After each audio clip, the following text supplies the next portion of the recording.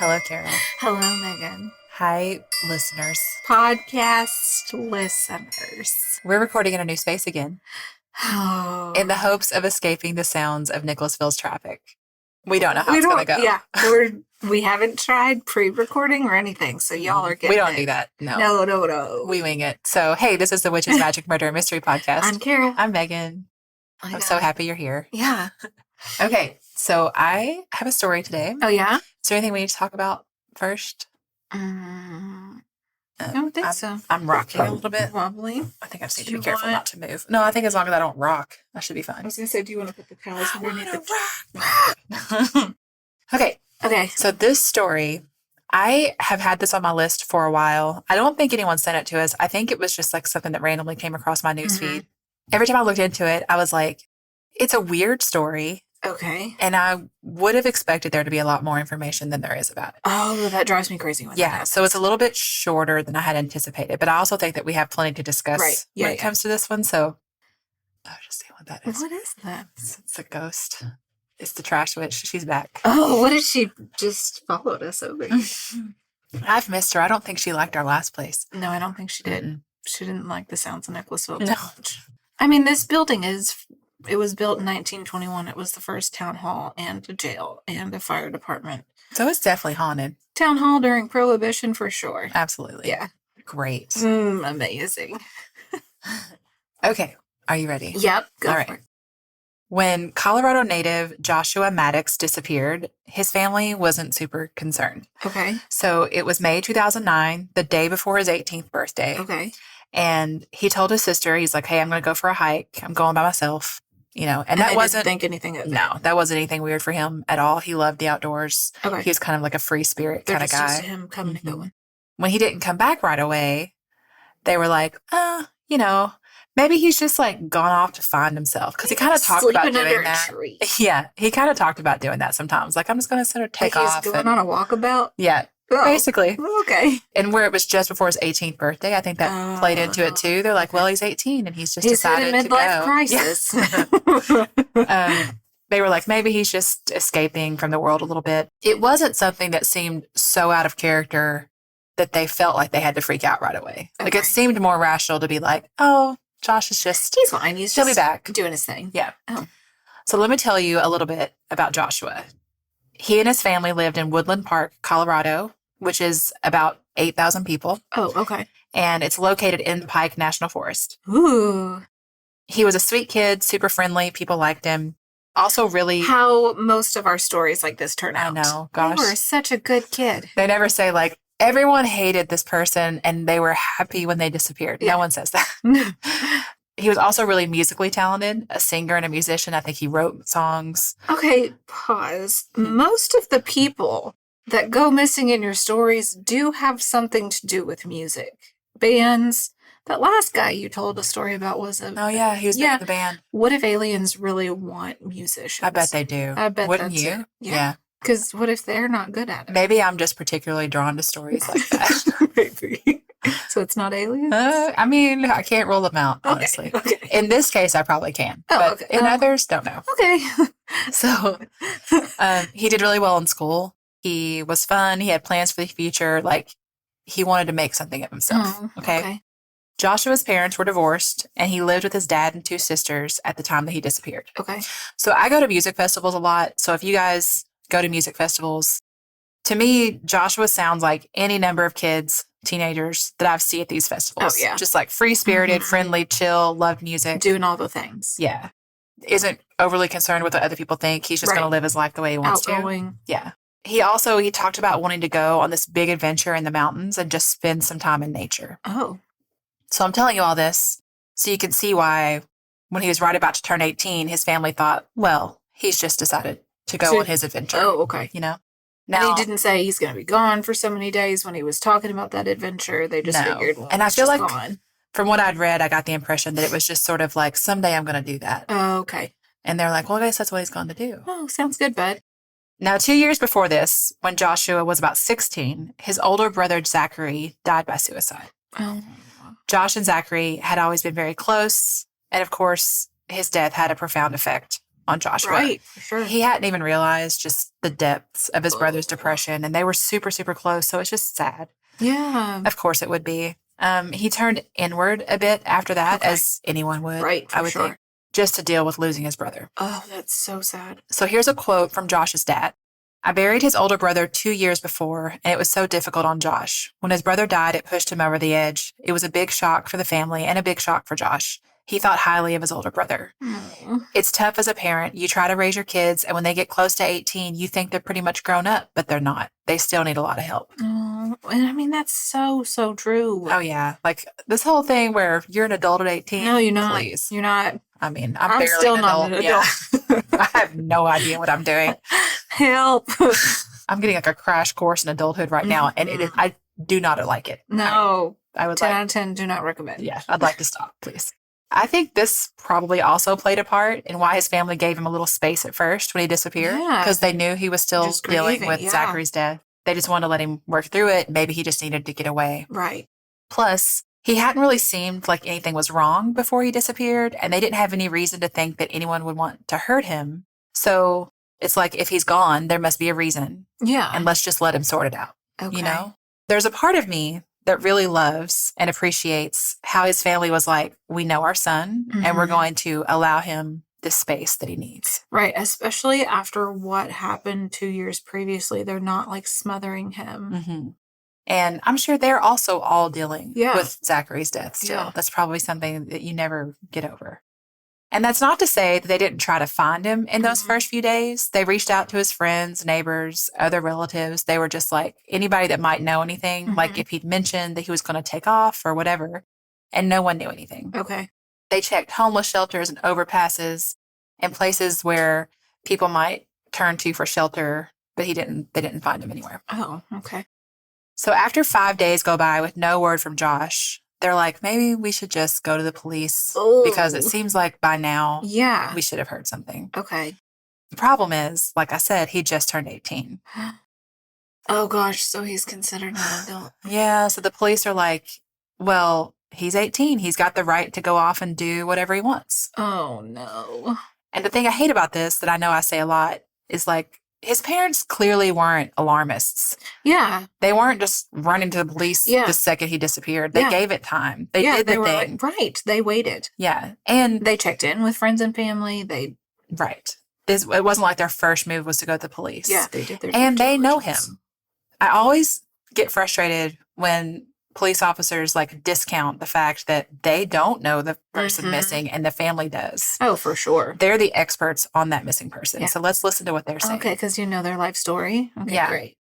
It's like they know their kid. They knew something seemed off about the way he'd vanished without getting in touch, but the police just didn't take it seriously. Oh, no. They did the basics. They took the missing persons report, but they just didn't seem to investigate it much. And this left such a small town. Yeah. So play telephone. There were some articles, of course, I don't know how, like, they were like medium articles, so they were just written by people like me, but they were like, the police did nothing. And I don't know how accurate that is. I don't know if we can say they did nothing, but it just doesn't seem, there weren't any big obvious like search party things. Yeah. Like nobody's out walking a grid looking for Josh, That's you know? Crazy. This left Josh's parents feeling like they were alone in their search. His dad didn't want to move from the house they were living in. Like years went by and he's like, we have to stay here so that if he comes back. Oh, it's like on Finding Dory where they leave all the shells. Yeah. Oh, well, and like the Granger Taylor story. Remember how they stayed and they left his room just the way it was and everything? Yes. Oh, gosh. And I think... trying to compare it to Finding Dory. Little fish missing. You're like, it's okay. It's the same concept. Remember this human that actually was alive. This one's not Pixar. But like, that's how I would be too, I think. I'd be like, if they come back, this is where they're going to come. Yeah. So we have to stay here. Right. I don't want them to think that I forgot them. 7 years go by. Oh my gosh. And there's a builder named Chuck Murphy. Okay. He was working on a cabin he owned that was about 2 blocks from where Joshua Maddox had lived with his family. Now, Chuck's parents had bought this cabin back in the 1950s. It had once been the site of the Thunderhead Ranch on Rampart Range Road. Rampart that's Ranch a Road. lot I don't of know. R's. So many. It was an infamous dining, drinking, and gambling complex in the 1930s to the 1950s. Oh, I bet that was a hot spot. Oh, yeah. It was owned by Big Bert Bergstrom. Stop it. It keeps getting better. So it's Please just repeat that name. Big Bert Bergstrom. Okay, that's really great. Yeah. I like that a lot. It was an illegal gambling and prostitution den. Oh. Now, Big Bert got arrested. Oh, he did? And by the FBI, but the jury found him not guilty. Oh, they did? Mm-hmm. But his whole establishment got shut down. Oh. And then Chuck's parents bought it. Oh, okay, Chuck. So Chuck's brother had lived there up until he died in 2005. And after that, Chuck had just sort of kept it locked up. It was kind of used more for stores than anything else. Okay, Nobody gotcha. was living there. Yeah. So he went by there every now and then just to sort of check on it. Mm-hmm. At some point, when he was going by there, he noticed that there was like a bad smell. Oh. But he also knew it's abandoned. There had been Critters. animals getting in. Yeah. So he just thought there was like a dead rodent Yeah. or something. But now it's 2015. It's been 10 years since Chuck's brother died and 7 years since Joshua vanished. And Chuck's decided he wants to tear down that building. Remember, he's a builder. Right. So he wants to tear down the building and put up like a multifamily building that he can rent out space. Yeah. Workers start tearing it down. They get to the chimney. Mm-hmm. When they start tearing down the chimney, that's when they found the source of the smell No. Chuck had noticed. What? There was a mummified body inside the chimney. Mummified? Mm-hmm. The body was curled into a fetal position, head down, knees over its head. There weren't any obvious injuries, no broken bones, no bullet wounds, no knife marks on bones. They did an autopsy and pulled out some dental records, and that's when police had to notify the Maddox family that Joshua had been found. Oh my gosh. I know, it's so sad. This whole In time, a chimney? 2 blocks from their house. Yeah. So Josh's sister Kate posted an online tribute after her brother's body was identified. So here I'm going to read that. Okay. Since Josh was 18, it has been reasonable to assume he may have decided to leave town to start a new life. As one of his 2 older sisters, I have always chosen to believe that this was the case. I have expected Josh to return home to my father's house at any time with a wife and small children so they can meet their grandparents and 2 aunts. Josh has always been known for his musical and literary talent, so maybe we would find him playing music with a band on tour or catch him writing successful novels under a pen name so that he could keep his preferred lifestyle of solitude in the woods. Oh, gosh. I also see totally like hanging on to that And not. idea. Yeah. Like he's out there. He's living his dream. Yeah. That's where he is. Not second guessing anything. Yeah. Oh. Okay, so how and why did Josh end up in that chimney? So like I said, there was no obvious cause of death by looking at the physical condition of the body. Yeah. According to the autopsy, Josh had died slowly, either from dehydration or hypothermia. Oh my gosh. The thing here to remember, when I read more about it, it's kind of like they'd ruled out everything else and were only left with dehydration or hypothermia. Okay. He would have died from one of those things before starving to death, because starving to death takes weeks. So he would have died from dehydration first. Right. Or hypothermia, because they said that the temperature in May 2008 dipped into the upper 20s.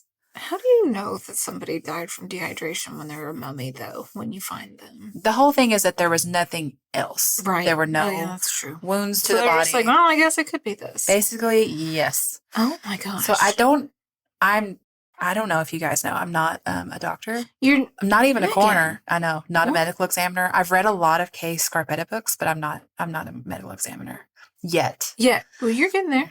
I'm working on my I could online degree right now. Let's make a certificate. I bet you could be then. But I don't know how certain they can be of that. Yeah. Because of it's been 7 years, and I know he was mummified. I don't know how much, like, if he had been poisoned or some kind of overdose, which I'll talk about drugs in a minute, but how much of that would have been left to find. Right. I'm not sure. Yeah. But they seem confident. I mean, his hair follicles could have still. They are doctors. Oh, yeah. And they said dehydration or hypothermia. Yeah. So we probably should stop speculating.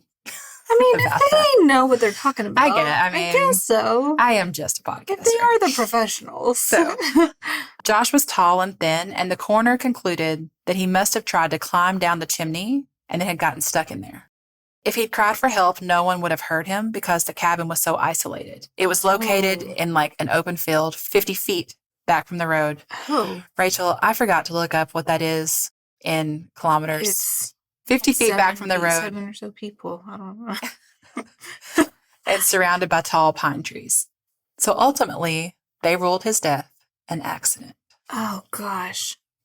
Josh's family has no idea why he would have been in the cabin. Right. Now, Chuck, the cabin's owner, he did not buy this story. He thought someone had to have put Josh in the chimney. For one, remember he was found head down. So, like, who dives head first into a chimney? Position. Yeah. Like, and how did he get up on the roof? You could just climb up on a roof. Well, yeah, but depending on the cabin. Yeah, there's a lot of. Did he have a ladder here. or a tree or like what's around? The chimney also had this steel thing on top, making it tough for Josh to climb down from the top. It was like a heavy wire grate, like a wire mesh, installed across the chimney about one row of bricks down from the top. And it was meant to keep raccoons and other animals from being able to get into the cabin through the chimney. And Chuck is sure that wire mesh was there and intact when demolition started. But the problem is, Josh's body was found after they started taking the chimney apart. So the mesh wasn't there when the investigators arrived on the scene. Yep. And the construction workers had already gathered up and cleaned up all the debris, you know? So they didn't know what to leave. They didn't know that any of that was going to be important. Yeah. So since it wasn't found and examined, we can't evidence is missing. But you can't be 100% sure that it was there at all. Or if it was there, was it actually intact? Right. We don't know. Yeah. Chuck insists that it was. Okay. But I don't know if he just assumed that it was. Right. Or if he actually saw it. How often did you go and inspect your land or your property? Police had their doubts. The lead investigator said, "We looked at photos and we talked to Chuck Murphy about his memory of the chimney's construction, and we took everything into consideration, and we still have no evidence of a homicide." Police said the steel mesh could have disintegrated over the years due to rust and corrosion from the effects of rain and snow, or a chimney sweep may have removed it. He says, "Nobody saw the metal mesh. We didn't see it in any of our photos. It may have disappeared." So that's the problem there. Oh, that's so We don't know if it was there or not. Just to keep going as to other reasons is a little suspicious. Okay. When his body was found, Josh was only wearing a thermal shirt. So nothing else? His clothes were found inside the cabin. Huh? Neatly folded. So how did he get upside down in a chimney? Exactly. So if he was climbing down the chimney and got stuck, how did his clothes make it further into the cabin than he did? Right. It's also interesting that the clothes were there the entire time and no one had seen them. But I also don't know, like when Chuck would come by and check on the cabin, who knows if he even really, like, maybe he just like made sure the door was locked or peeked in the windows. Yeah. Maybe it was a mess inside and you wouldn't notice clothes laying around. Yeah. I don't know. Yeah, maybe he thought they were his brothers Who knows? who had the property before. Yeah. Another thing, a large piece of furniture had been moved. It was like a big breakfast bar. They said a big wooden breakfast bar had been taken off of the wall and moved over in front of the opening of the fireplace from the inside. Oh. And no one seems to know when that was done. Was it like that? So, sure, he just tried to make a bed up in the chimney. No. So what we're saying here, Kara, Josh went inside the cabin, took off most of his clothes, then went outside the cabin and climbed up onto the roof, then went through a steel grate to climb down the chimney, a chimney that he would have presumably noticed was blocked on the inside when he had been in there taking off his clothes. Yeah. I mean, everybody does that. Right? Yeah, or he took his clothes off, blocked the chimney and said, "Looks good," walked outside, climbed on the roof, slid down. I just wondered what it would look like from the other side, so I thought I would just do that. And I wanted to see if it blocked everything. And if I wore clothes, I wouldn't fit through the chimney, so I gotta go. What? It's worth noting here, because some of you may be wondering, that Josh's family said that he did not do any drugs, and there were no signs of illegal drugs in the autopsy report. Okay. It's always possible, like I said, that the advanced state of decomposition made it difficult to detect any drugs. I think I said that too fast, so I'm going to say it again. It's always possible that the advanced state of decomposition made it difficult to detect any drugs. But, I mean, if his parents say he didn't do drugs, I believe them. Yeah. The coroner took a second look because of all these questions, but still determined there's no foul play here. Oh my gosh.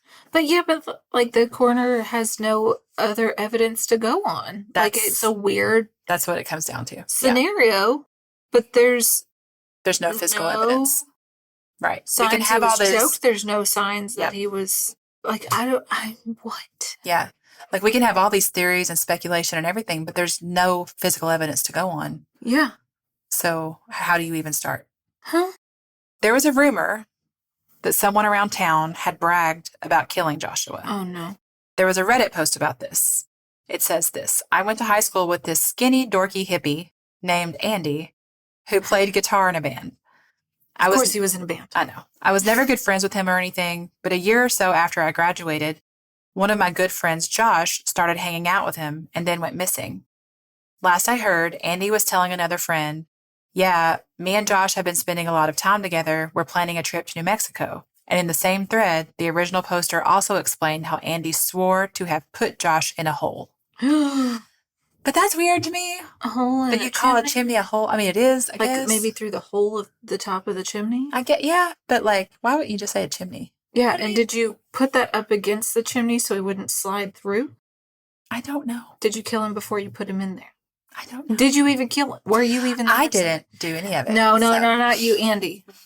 Allegedly, Andy. So let's talk about Andy. Yeah, allegedly. Yeah. We know nothing. We know nothing but what Reddit told us. Reddit tells us a lot. And we can't believe a word. No. He'd grown up in California, graduated high school, and then just started moving around a lot. He also had a criminal history.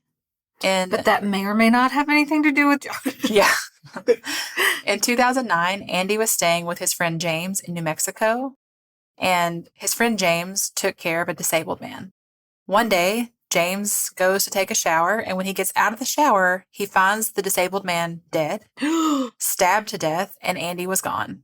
Andy was later found and arrested, and he also ended up confessing to another crime. What? The murder of another woman in New Mexico, and also a burglary in Florida. Oh my gosh. So he's a good guy. He really is a good citizen. Not terrifying in the least. No, he takes care of his friends. What? But police couldn't place Andy in the area at the time of Josh's disappearance. There's also another rumor about a different person, but police said that person was too small to have put Josh in the chimney without help. And there just wasn't any physical evidence that anyone had been there besides Josh. So, if anyone else was involved, they hadn't left any physical evidence behind. It's unclear how long Josh's body had even been in the chimney. Right. So that makes it difficult to nail down like a timeline. And the thing is, I know this sounds like I'm being a little judgy toward the police, and I am, but I do get the investigator's point here, just like what you were saying. Yeah. There isn't any solid physical evidence to go on. They know it's not a natural death, and they don't believe it was suicide. So then they're left with accident or homicide, and they just haven't found anything that says another person was there at all. Oh, that's so crazy. The coroner acknowledges that there are still questions, and it's just kind of accepted that we may never know exactly why or how Josh died. Yeah. For what it's worth, Chuck Murphy remains convinced Josh was murdered, either forced up the chimney alive and trapped there and left to die, or he was killed and his remains were placed into the chimney to hide them. I'm going with the second, because if he was put there, I mean, this is disgusting. Medical field people like tell us if this doesn't happen, but don't you leak fluids and stuff when you die? Well, I don't know where he was mummified.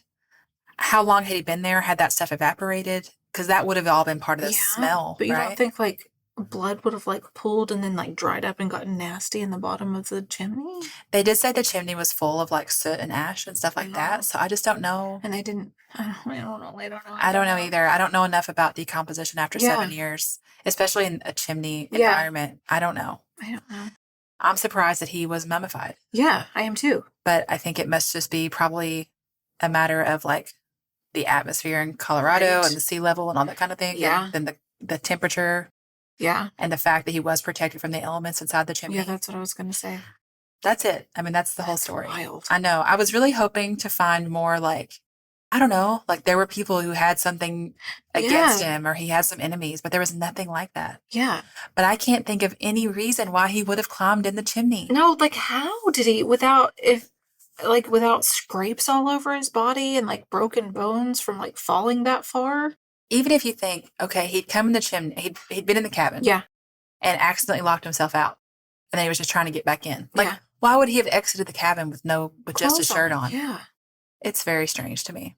Unless he did and he was putting that furniture up against the chimney to keep the elements out, like keep it from being cold. Maybe.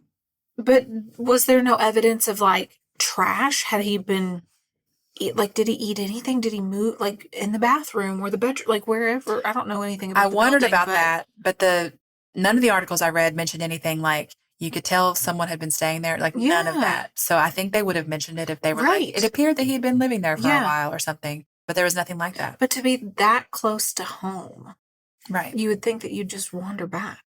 I don't know. So either I don't know. He was just there alone and this was just like some really horrible accident and there's just some weird random sequence of events that landed him in that chimney. Or someone out there knows exactly what happened and why he was in the chimney. Yeah, it's like that episode I want to do about that guy that jumps off a roof or supposedly jumps off a roof. Mm-hmm. Ray? Yeah. Yeah. He's like the first episode of Unsolved Mysteries or something on the reboot. Yeah. That's it. That's the story. How Josh is that Maddox. it? I know. Like what? I think it's so sad. I can't imagine living with all the unknowns. No, that's so sad. So scary. So sad for his poor family. I would just have to cling to the thought that he was dead when he went into the chimney because I hate the idea of that he died slowly. That's terrifying. Yeah. Oh. Okay. Oh, gosh. So yeah, you guys. Wow. Let us know your theories on this one. I'd love to see some discussion either on the Discord or the Facebook group. Also on our medical opinions. Let us know how right we are. Absolutely. and only how right we are. We will take no dissenting opinions. Right. Thank you for your time. Thank you so much. Also, wanted to give you guys a heads up. If you're in the close friend circle in the Janets, you've heard me talk a little bit about this on our Instagram. Life is a little irregular for me at the moment. It's chaotic over here, guys. It's insane. So I'm just taking it in strides. Our posting schedule may be a little wonky for the next month. Probably just the remainder of the summer. Getting the kids ready for school and just doing life and doing all the things. Yeah. I hope to be settled before the school year starts. Yeah. I guess just if we have a Tuesday or a Friday where there's not an episode, just bear with us. It'll happen. We're not gone forever. We'll be back. If you're on the Patreon, don't worry. We'll make sure you get your content no matter what. But or if you're a Spotify subscriber. Otherwise, just like I said, don't be alarmed. Yeah, it'll happen. At some point, things will return to normal. Maybe. I don't know. We'll get there. Yeah. I think that's what they love about us, though. True. There's nothing regular, normal. They love that my life is sheer chaos. Yeah. Do you guys love that, really? Do you all love us for us is all that matters. Mm-hmm. She likes me for me. Okay. We love you. So much. Goodbye. Goodbye.